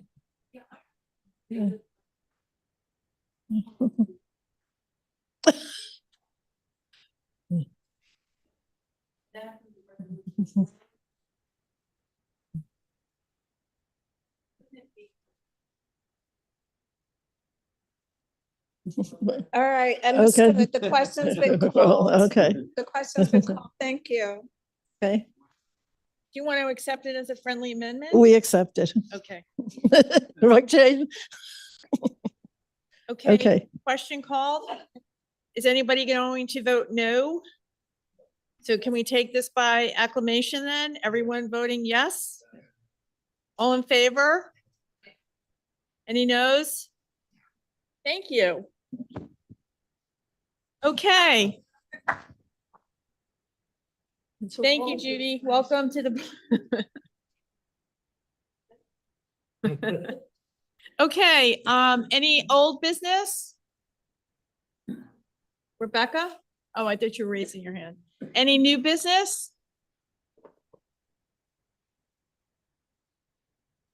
Sure. Microphone. Microphone, you can't. It's right in front of you, right in front of you. Oh, thank you. I was just wondering what the policy is. Do you have to be on camera all the time when you're on Zoom or just when you have to vote? Do you turn your camera on? So I just wanted to. The spirit of the law would be that you should have your camera on at all times. The letter of the law is that you need to be with your camera on while you are voting. Just like you guys can go to the bathroom and we don't follow you in there, they're allowed to as well. Please never take us in. I move to adjourn. Motion to adjourn. Second. Okay, thank you very much. See you next month.